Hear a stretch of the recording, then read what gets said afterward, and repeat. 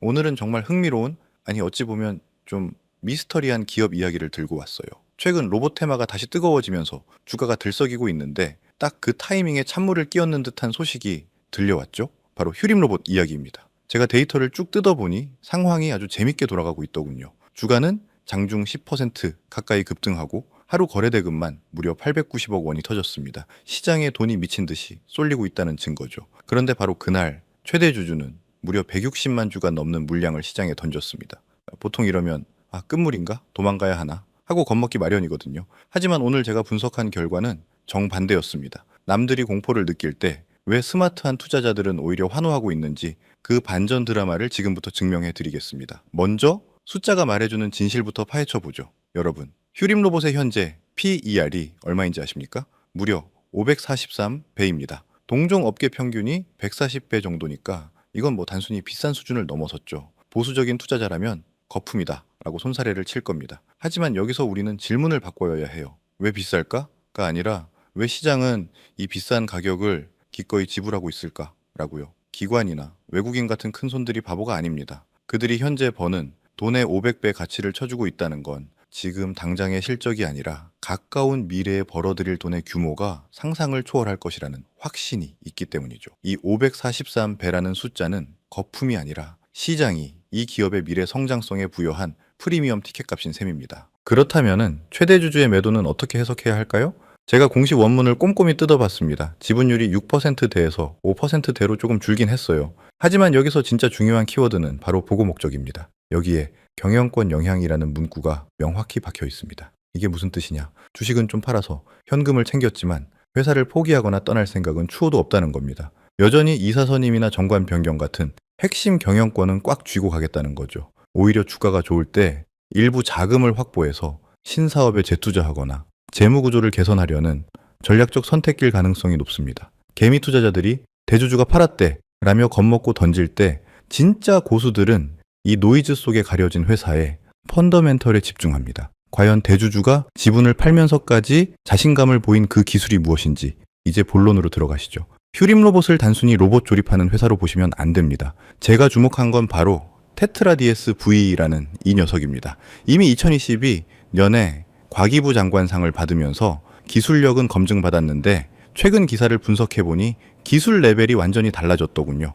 예전 로봇들이 그냥 바닥에 있는 선을 따라가는 수준이었다면 지금 이 테트라 DS V는 복잡한 공장이나 물류센터에서 갑자기 튀어나오는 사람이나 장애물을 스스로 피하고 길을 잃어도 다시 위치를 찾아내는 지능을 갖췄습니다. 실험실에서나 되는 기술이 아니라 당장 내일 전쟁터 같은 물류 현장에 투입해도 쌩쌩 돌아가는 실전형 기술이라는 게 핵심입니다.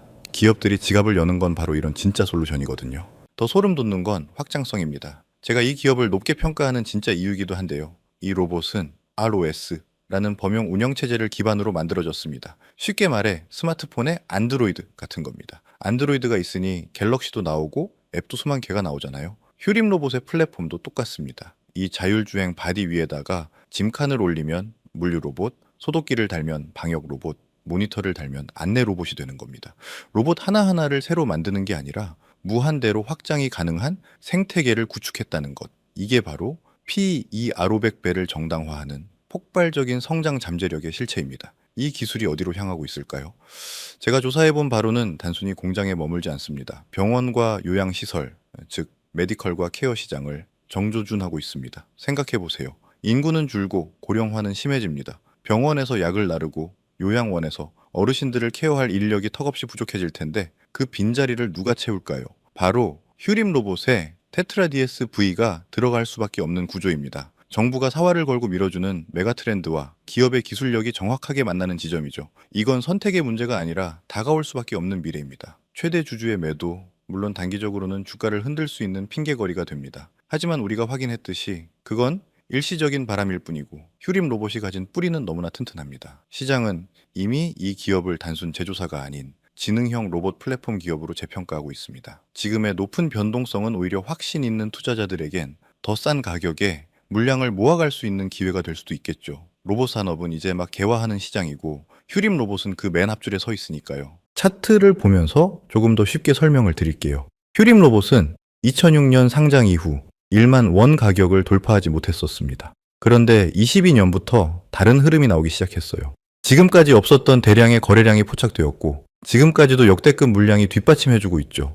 그리고 최근 1만 원, 아니 2만 원 가격까지 돌파를 하며 엄청난 상승세를 만들어가고 있습니다. 그럼 이게 끝일까요? 제 생각에서는 AI 관련 종목들은 아직도 충분히 가능성이 있다고 생각합니다. 일봉을 보면은 정말 무섭도록 상승세가 컸던 것을 알 수가 있는데요. 최근 가격 조정이 나오다 보니 많은 분들이 걱정을 하고 계실 거라 생각해요. 하지만 저는 지금 자리도 충분히 눌림 목자리, 즉 상승 이후에 쉬어가는 동그라미 구간이라고 생각합니다.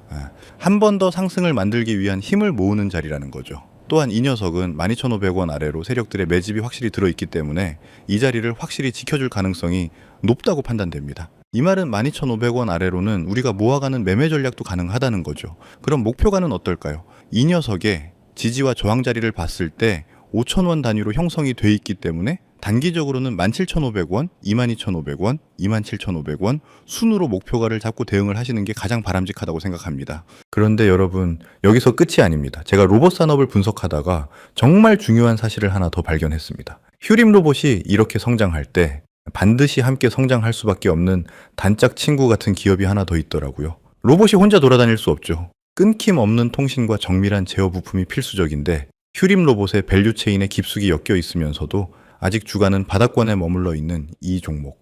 어쩌면 휴림 로봇보다 더 큰 상승 탄력을 보여줄 수도 있는 이 시크릿 종목을 제가 긴급 분석 중입니다. 궁금하시죠? 다음 영상에서 이 숨겨진 보석을 낱낱이 공개해 드릴 테니 구독과 알림 설정해 두시고 조금만 기다려 주세요.